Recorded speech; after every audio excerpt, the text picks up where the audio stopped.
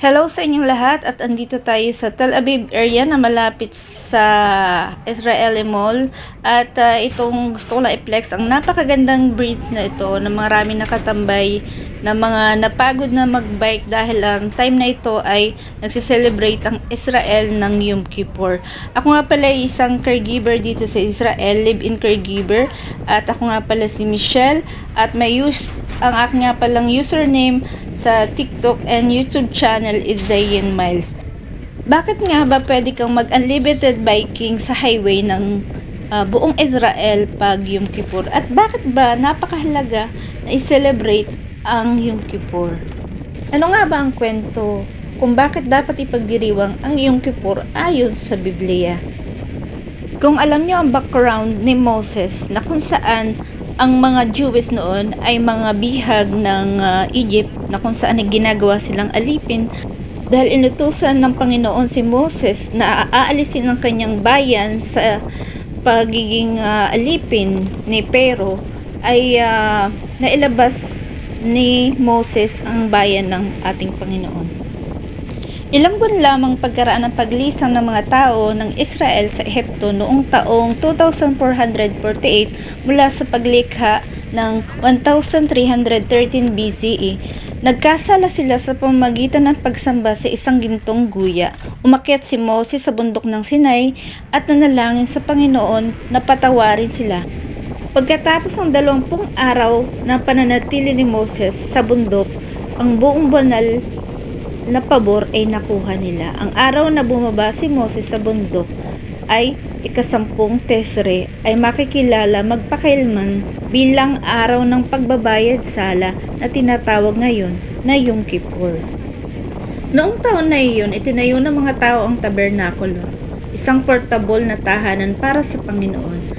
Ang tabernakulo ay isang sentro para sa mga panalangin at mga handog na sakripisyo.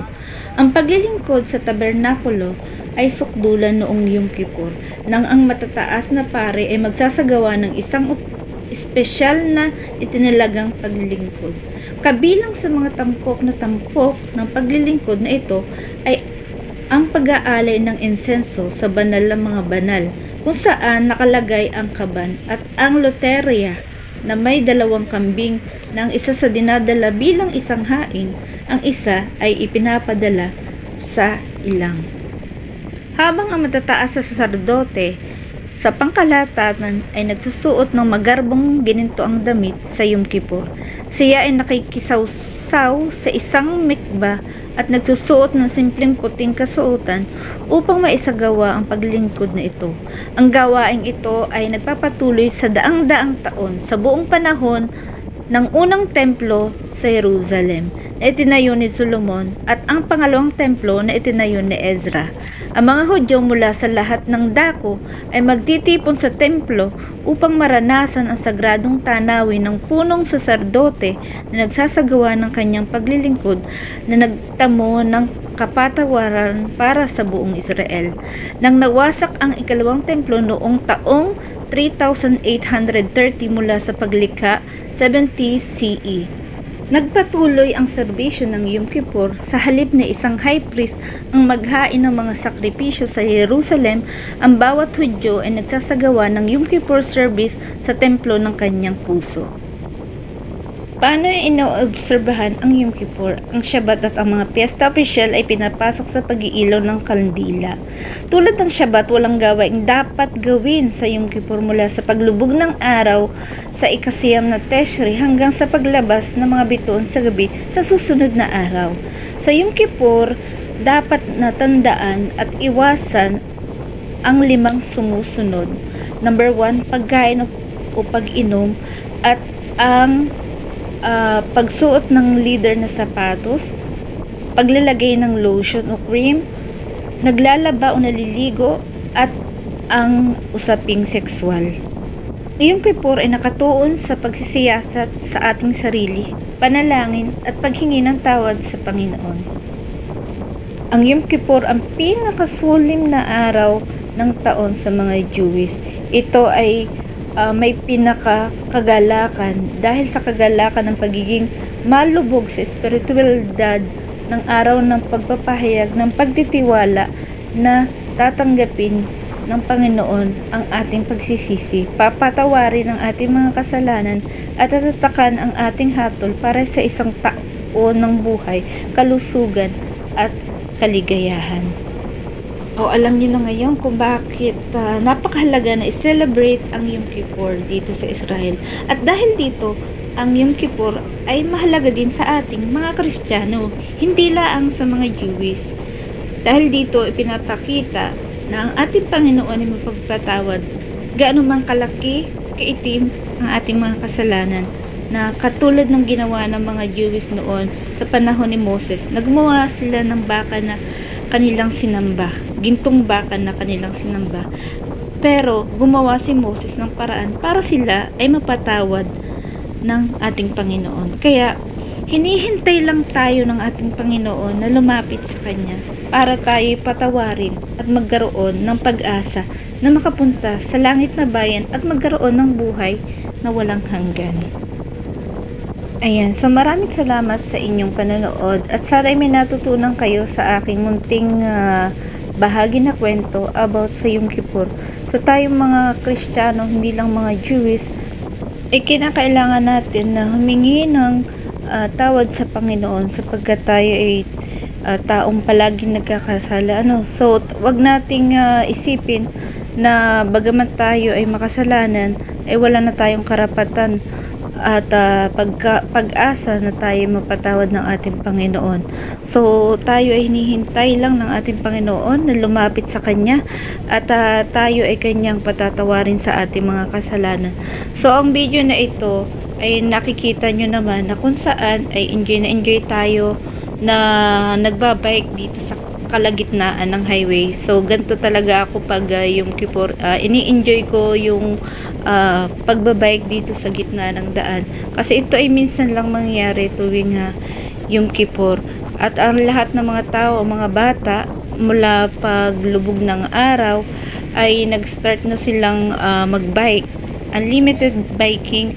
At kami namang mga caregiver dito kung saan ay pinapasyal namin ang aming mga alaga, sama-sama kaming naglalakad sa gitna ng daan at para ma-enjoy namin yung no transportation dito sa buong Israel.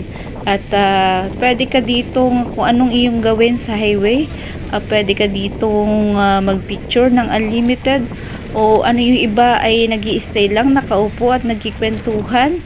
So ganun, at marami pang iba ang inyong makikita. So gusto kong i-flex sa inyo kung gaano kalinis ang bansang Israel at kung gaano ito kaganda ang kanilang daan, na kung saan makikita ninyo ang mga signage dito ay talagang napakaganda. So napaka malayo sa disgrasya pag dito ka magdadrive, kasi nga makikita nyo naman yung mga signage, yung mga tawiran dito, mga pathways ay talaga lang namang inaayos ng government. So may nakalaan sa daan ng mga tao, sa daan ng bike lane. So napaka safe na mag-drive dito sa Israel. Kung ako ang inyong tatanungin sa ilang taong ko na ditong pagdadrive dito bilang caregiver dito sa Israel.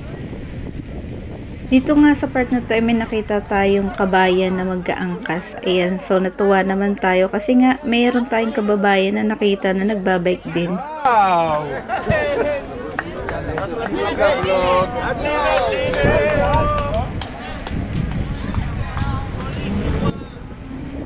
Sa makakapanood ng video na ito, siguro magtataka kayo kung bakit sinabi kong napakasolim ng gabing ito.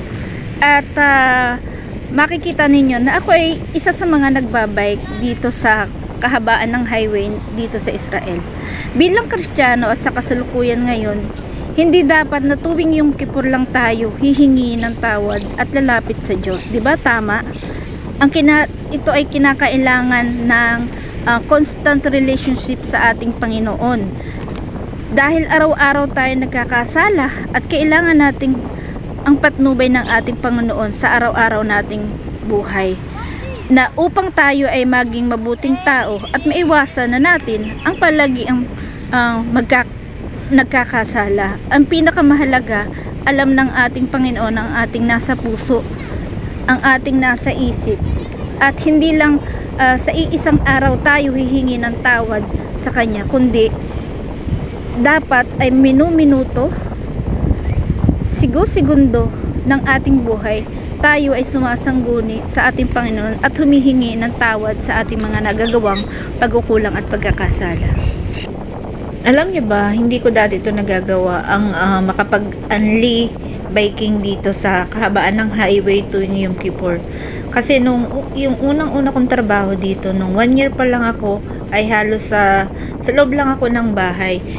Unit na hindi nagtagal, nung naka-vibes ko ng aking amo at nakabili ako ng bike, ay nagsabi ako sa kanya na magpa-practice na magbike.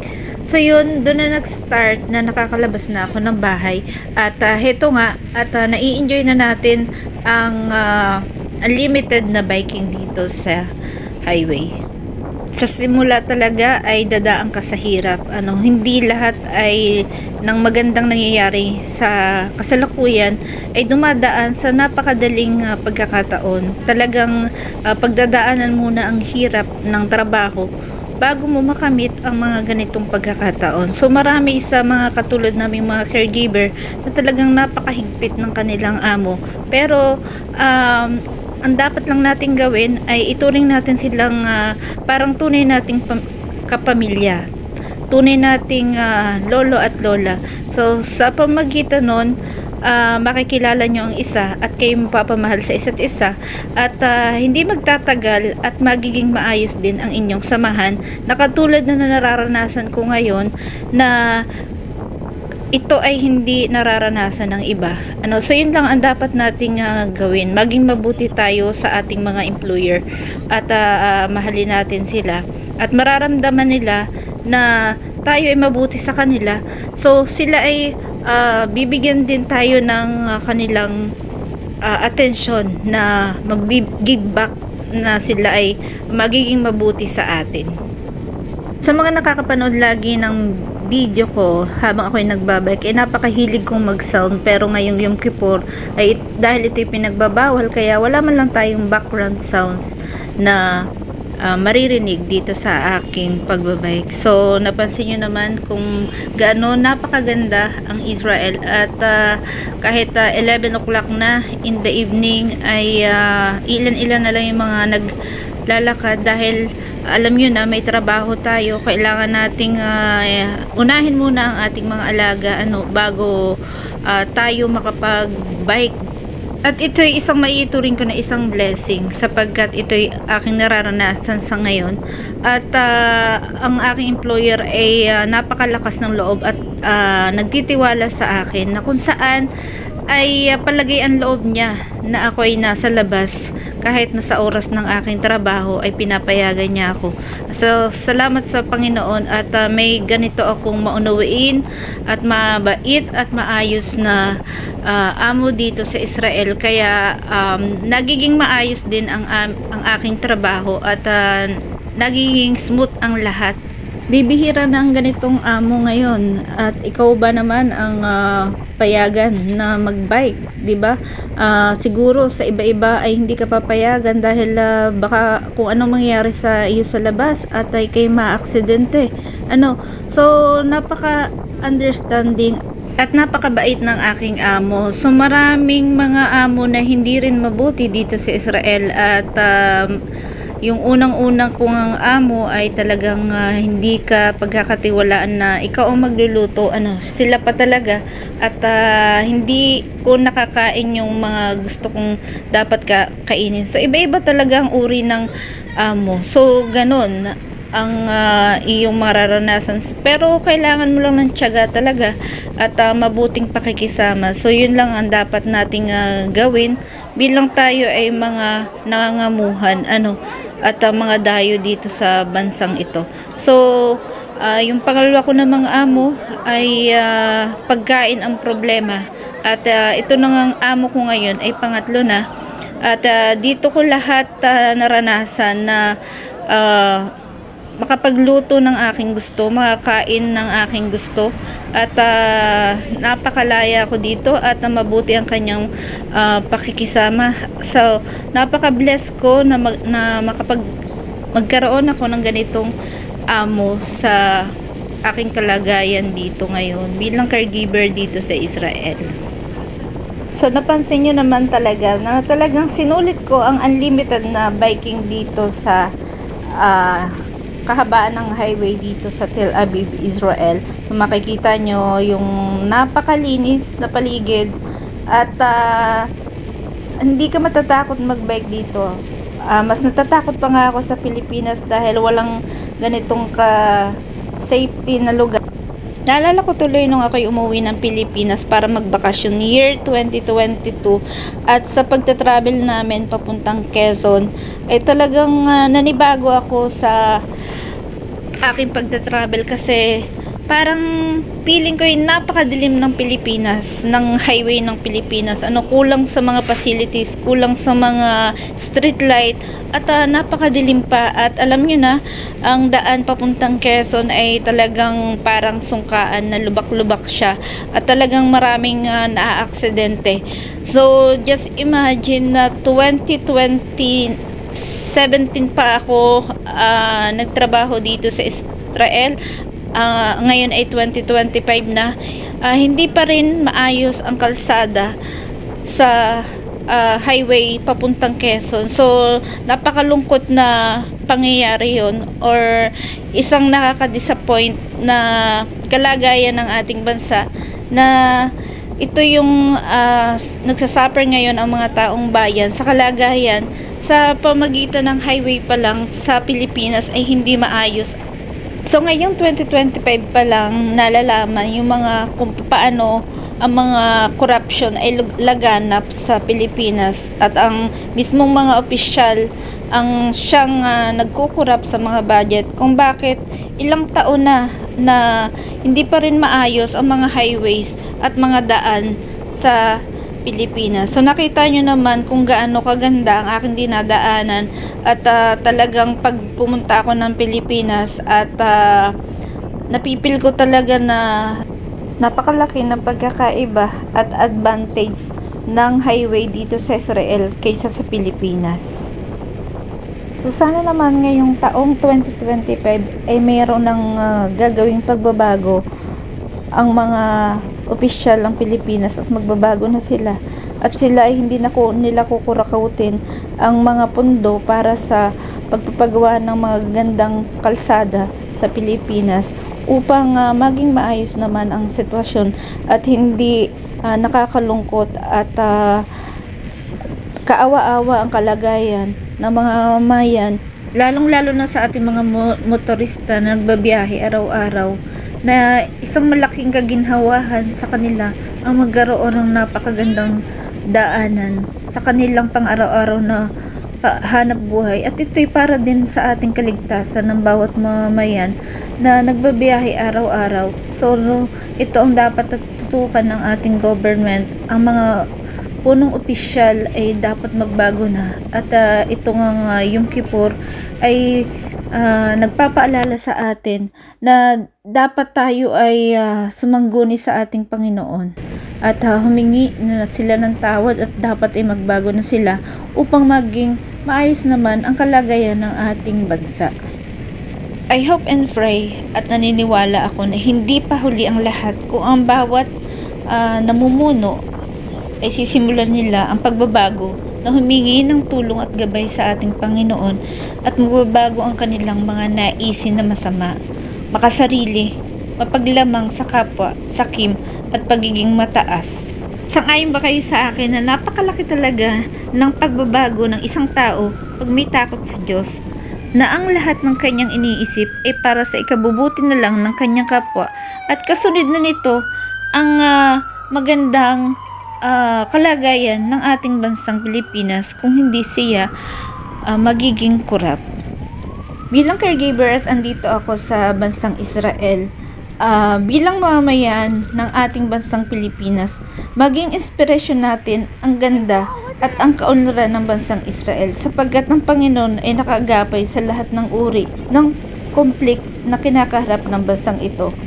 Sobra ko ngayong nauunawaan ang kahalagahan ng paggunita sa tradisyon ng Yom Kippur dito sa Israel, na kung tayo may tapat, sincerity sa Panginoon, na paghingi natin ng tawad, ang mga mali nating ginagawa at ang mga korap ng mga official sa ating Pilipinas, kung sila ay magbabago, ay walang imposible na makakabawi ang mga taong bayan sa pagkadismaya sa ating mga korap na official. Prayer is the key, at di karapat-dapat na mamumuno ay magiging karapat-dapat. Tayong lahat ay may pag-asang magbago kung tayo patuloy na magpapasakop sa ating Panginoon, di ba? At tatanggihan natin ang pagiging sakim, mayabang, at di mapagmahal sa kapwa. Ang sabi nga sa aking nabasa ayon sa Ingles, God is merciful means that God chooses not to punish people for their sin or fault as they deserve, instead offering forgiveness, compassion, and a chance to make better choices. This attribute reflects God's profound love, which provides mercy to all people, whether they are believers or not, and its continuous act demonstrated through kindness, comfort, and protection from hardship. Ayon nga dito sa aking nabasa, ang kalikasan ng awa ng Diyos ay pag-ibig at habag. Ang awa ng Diyos ay nagmula sa kanyang mapagmahal at mahabagin na kalikasan. Pagtitiyaga at pagpapatawad, ito ay ipinapakita sa pamamagitan ng pagtitiis, isang kahandaang magpatawad kahit na ang kaparusahan ay nararapat, at pagbibigay ng panahon sa mga tao upang magsisi at talikuran ang kanilang mga maling gawain. Tuloy-tuloy at walang hanggan. Inilalarawan ng Biblia ang awa ng Diyos bilang walang hanggan, binabago tuwing umaga at ibinibigay ng walang kondisyon. Ang layunin ng awa ng Diyos upang protektahan ang mga tao. Ang awa ng Diyos ay nagtatanggol sa mga individual at gumagabay sa kanila sa mga hamon ng buhay, kadalasan sa mga paraan na hindi nila lubos na nauunawaan, upang magbigay ng inspirasyon sa pagbabago. Ito ay naguudyok sa mga tao na matuto mula sa kanilang mga pagkakamali, baguhin ang kanilang pag-uugali at piliin na sundin ang Diyos upang hikayatin ang kabaitan sa iba. Ang pagtanggap ng awa ng Diyos ay dapat na humantong sa mga tao na magpapakita ng awa at kabaitan sa iba na sumasalamin sa sariling kalikasan ng Diyos. Ayun nga sa Deuteronomy 4 verse 31, sapagkat ang Panginoon mong Diyos ay Diyos na mahabagin, hindi ka niya iiwan o lilipulin o kalilimutan ang tipan sa iyong mga ninuno na isinumpa niya sa kanila. Naman sa Efeso sa 2 verse 4 to 5, ang Diyos na mayaman sa awa ay binuhay tayong kasama ni Kristo kahit na tayo ay mga patay sa mga pagsalangsang. At kung nakarating po kayo hanggang dito sa dulo ng video na ito, ay maraming pong salamat, at sana ay may natutunan po kayo sa aking mga binahagi tungkol sa pagiging mabuti at kinakailangan natin ng paghingi sa Panginoon upang tayo ay mabago at mawala na tayo sa tuwi ng pagkakasala bilang mga taong makasalanan, at andyan ang ating Panginoon. So sa part na to ng video na ito, ay ito yung aming tambayan ng mga caregiver dito sa Israel.